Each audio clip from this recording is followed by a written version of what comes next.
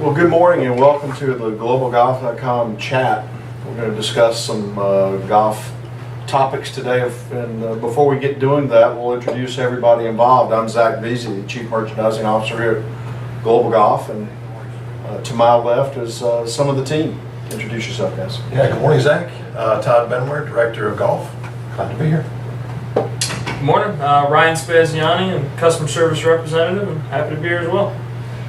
Morning guys, Alan Unruh, brand ambassador here at Global Golf, and I'm excited about this.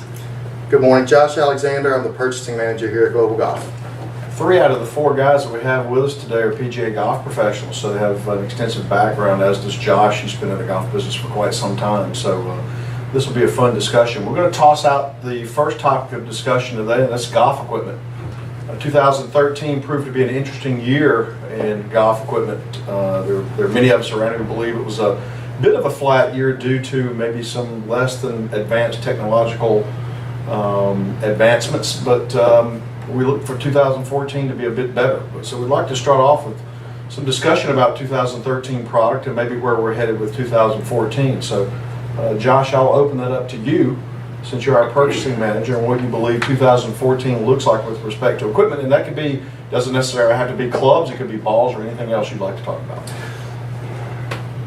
2013 was a pretty flat year for equipment. I'm excited in 2014 for the golf ball category. I think that a couple of our major vendors are concentrating in 2014 on customizing the golf ball for a particular swing speed. For instance, Callaway has got the Speed Regime line coming out, which includes 3 golf balls. The SR1, which is 90 miles an hour and below for your swing speed. The SR2, which is 90 to 105, and the SR3, which is more of a tour ball, which you would need a 105 or higher swing speed for that. Nike has also coming out with their resin line. I think their 20XI line, as I said earlier, was a bit flat, and their resin line with their new resin core is going to be really good in 2014. They've got 4 new golf balls. The resin black, which is more of a tour ball as well for a higher swing speed. Resin platinum, resin red, and the resin white. The resin black and platinum both are 4-piece golf balls, and the resin red and white are both 3-piece golf balls. Josh, is there a new Pro V1? Not that I'm aware of right now. Okay. Todd, I'd like to ask you a question as it relates to golf balls. Using my dad as an example, good player, low club head or swing speed. He plays I think the Strixon ladies golf ball. Can you comment as to why that's something that he would want to do, other than his affection for pink? Well, it goes to say that the softer the core of the golf ball is, the less you get spin-wise from the standpoint of side spin. It also happens, too, that you get a little less backspin. But you're talking about someone who doesn't create a lot of club head speed to begin with. You see the migration to a softer core golf ball. But what happens is that the cover tends to be a little bit harder. Once again, for a spin element there, was it 12 years ago the PGA Pro in Colorado played the lady, the precept lady? Yeah, that's right. It's kind of started it all. And it's blossomed since then. And you're seeing a lot of that diversification. What Josh was talking about with now Bridgestone originally had that idea with the RX, and now you're seeing a tremendous branching out of swing by club head speed as far as how it relates to the golf ball. And this is a great, I think it's way behind as far as the technology. And the golf ball companies, they haven't had to. I think Titleist being out in front, they've done so well in the golf ball category, and these other companies are trying to get in, kind of dig in their territory, and they are. Judged by like Nike and also with Callaway, and now with Bridgestone too. I know they're coming out with it. But it's great. It's good to see, and definitely it was a big market. I think it'll be interesting too. Bridgestone, they were kind of like the first ones to kind of break out and do the balls 4 swing speeds and kind of found their niche, and because of that rose, I think, to maybe number 2 ball category. And now with all these other ones coming in kind of doing the same thing, it'll be interesting to see who gravitates towards what ball now. I think it'll be very interesting to see. Yeah, let's switch our conversation a bit to sticks. The TaylorMade launched the SLDR driver back in late summer, early fall of this year, and that driver's got some advancements to it, some movability there.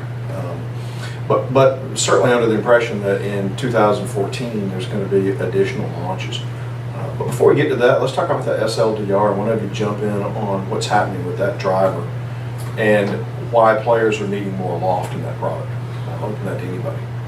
Yeah, I mean, from what I've researched on the SLDR, and I've actually hit it myself as well, and first I've noticed the traditional, that feel, that TaylorMade that was always known for throughout the years, that seemed like they lost that over the last couple of years, have now gotten back to that traditional smooth feel. But as far as technology is going, with the adjustable weight sliding, moving on the back of the club, giving the player more easily to change from a draw to a fade bias club, is making it easier in that aspect. But also, as regards to more loft, they said about moving the center of gravity a little closer to the face and higher, is now supposed to be launching the club a little bit lower with a little less spin, hence the need for more loft to get that ball at that optimal trajectory, and then obviously it's going to get you optimal distance as well. So that's where they've noticed needed increase in loft. Yeah, they're actually coming out with a 14-degree slider, SLDR. And for instance, Carl Peterson, who was with Nike in 2013, is now a TaylorMade ambassador for 2014. He moved from a 9-degree Nike covert to a 12-degree slider. Wow. As past teachers, do you guys, and current teachers, you guys believe it's difficult to have a player accept the fact that they need a driver with that much loft? I would definitely say ego gets in the way sometimes, for sure. Yeah, I think results will speak for themselves during a fitting, and just sometimes would not even tell the player what loft they're hitting, just hand them the club without them looking at it, so just hit it. Yeah, let me know what you think. Everybody we've ever taught hits at 265. At least. At least, carry it. I think one thing too with the TaylorMade's vision, and you listen to Sean Toulon, who's in their development, TaylorMade is heading in a direction where they want to launch the ball at 17 degrees and spin it at 1700 RPM. Wow. And what that does, one, with that effective loft being that high, you do diminish side spin. There's no question about it. But the sell for them will be interesting, as you know, we're talking about, is how you get somebody in that loft. I mean, how you can convince somebody to go that high up. It's going to have to be, backed up by technology. Technology is going to have to show the customers and the folks that are buying these products that this works. Right. And so they'll have to prove that in some short measure. Right. So 2014 is going to prove to be interesting, I believe, from a couple of respects. I think, as we've discussed amongst ourselves, the Callaway brand seems to be making a bit of a turn. And I'd like to discuss that as well. And let's talk about their product line, specifically as it relates to the drivers that they have coming out and the price points associated with those.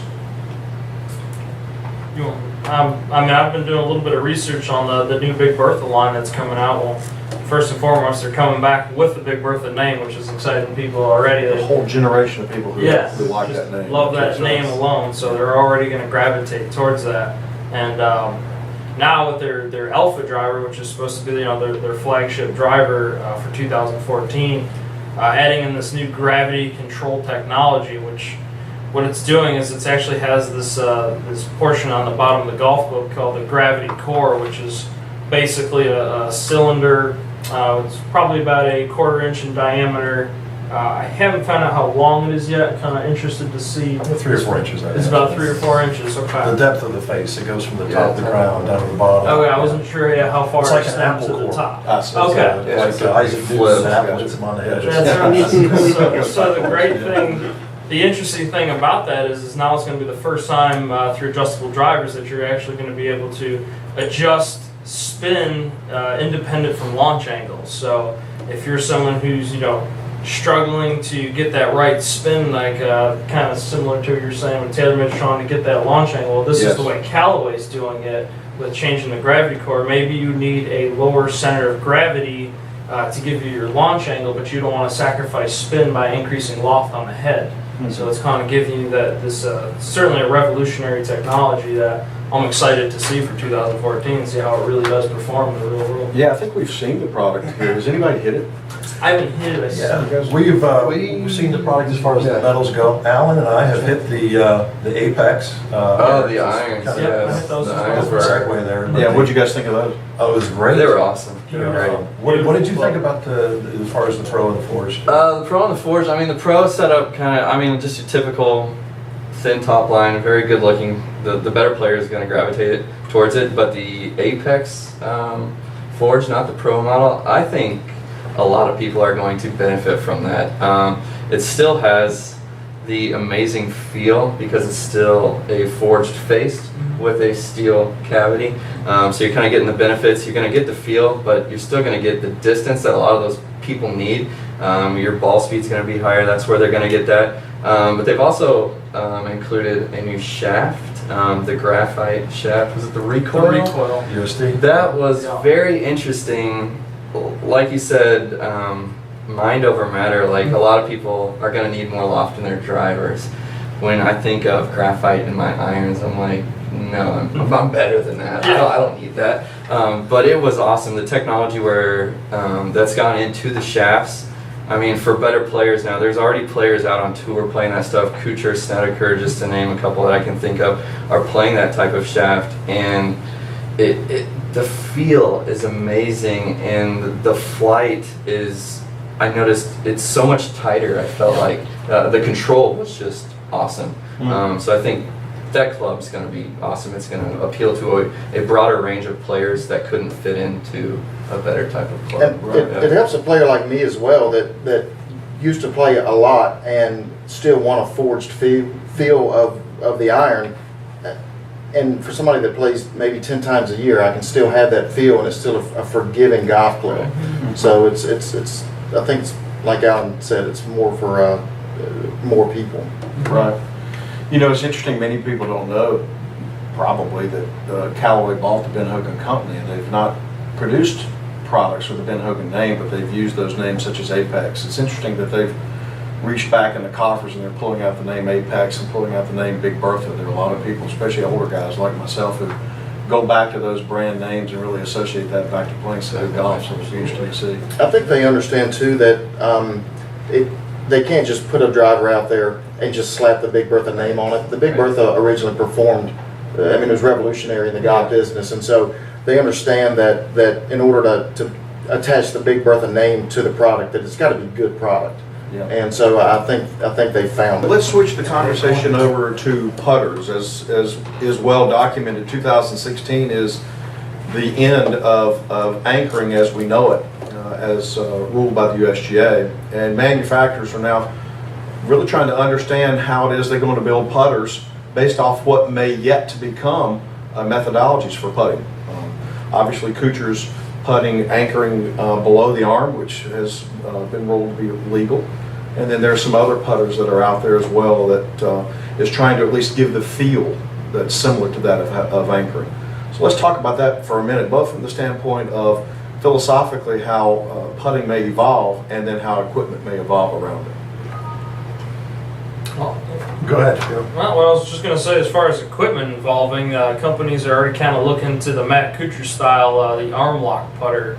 You're seeing TaylorMade put out a couple different versions, as well as Odyssey putting out a couple different versions where, as you see Kuchar, you're able to lock it right in underneath the elbow joint. And what's happened with that design, though, they've noticed is they've actually had an increased loft, where typically a putter loft is anywhere from 4 to 5 degrees of loft. Now you're looking at anywhere from like 7 to 9 degrees, depending on the head style. And the reason being is since you have that on your forward arm, whether it be your left or your right, whatever side you play from, you're actually creating a lot of forward press. And they were noticing with standard loft, you were making that 4-degree loft almost zero, which obviously is not going to give you much of a rollout. So that's certainly changing the aspects of the putter design with different ways looking away from the anchoring. So One thing too, I think we need to figure out, we can kind of paint this what it really is. You're talking about Matt Kuchar, I don't know if Ernie still uses a belly or not, Carl Peterson, Webb Simpson, Adam Scott. There's 5 people. And every week, 140 people tee up, and 135 of them are not using an anchored putter. Makes you wonder why I was outlawed to begin with. So and that's my point exactly. I'm not sure what we're going to see from the manufacturers themselves, but if they go into it big time, I think they're doing themselves a disservice, because the large segment of the market is for the standard putter with 3 degrees aloft. You're seeing a lot of counterbalancing, and we were talking about that before. The big grip was huge this year. I think you're going to see the grip companies really chime in with different colors, different sizes, different schemes. The putter market itself is huge, but from a sales standpoint, I don't know, maybe Josh can talk about this more, but from a sales standpoint, I don't know how much people really get excited about this is a new putter. It really comes down to, it comes down to technique from being able to use it, but it's a real small segment as far as this whole bifurcation issue is coming down. But I don't know if you want to talk about it from that standpoint. From a sales side, I think whatever's hot at the moment is going to sell, and I think the counterbalance idea or concept right now, or for the last half of 2013, it was in the media and in the golf media, and it's been a pretty hot topic, and I think that's translated into sales for us. I think you mentioned larger grips. I know Odyssey now has started to, or will release a couple of putters in January that will come with a Super Stroke grip. So the manufacturers are kind of getting in on that business as well. Josh, fill in on that comment about the counterbalance putters. Talk about a couple of models that are out there now. Odyssey has the tank. They've got a couple of different head styles for the tank. TaylorMade has the spider. They've got a spider blade that's a counterbalance as well. Nike will come out with or introduce a method counterbalance in February as well. So manufacturers are seeing that there's a want or need for them. I think they're just going to introduce them in limited quantities. Gotcha. Okay.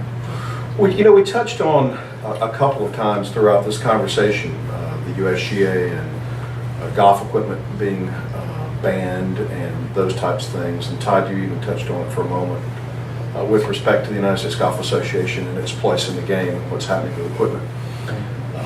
I'd like to ask you all a question, especially you 3 PGA members, and Josh, you're welcome to chime in as well. If manufacturers, well, let me go back for just a minute.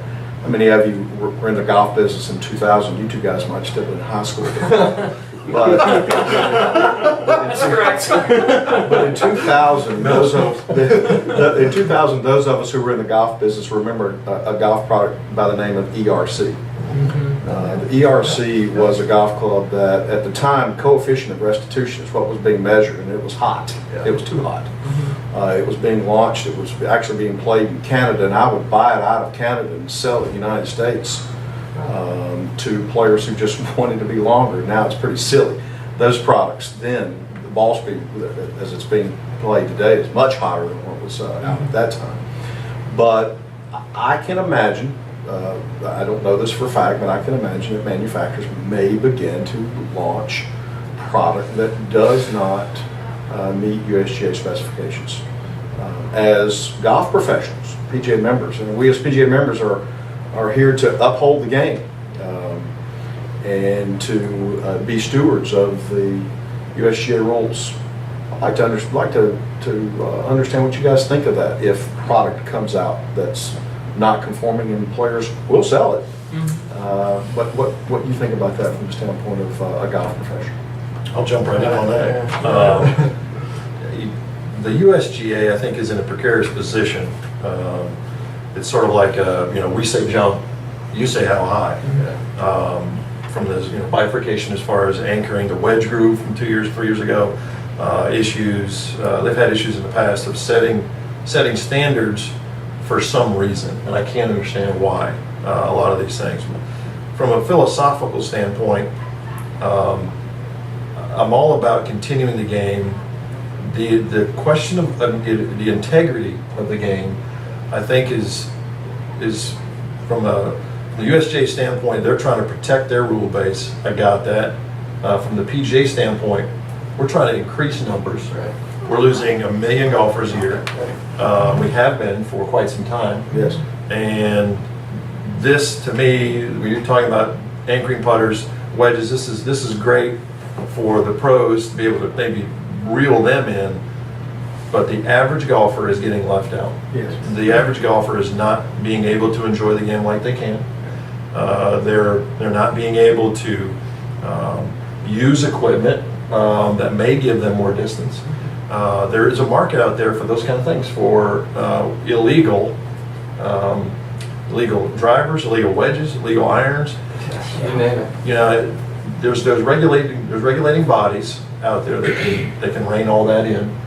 But from the average person who wants to go out and play golf, which is the majority of golfers, they're going in and having to revamp their game. When the wedge group came out, it was great for pros.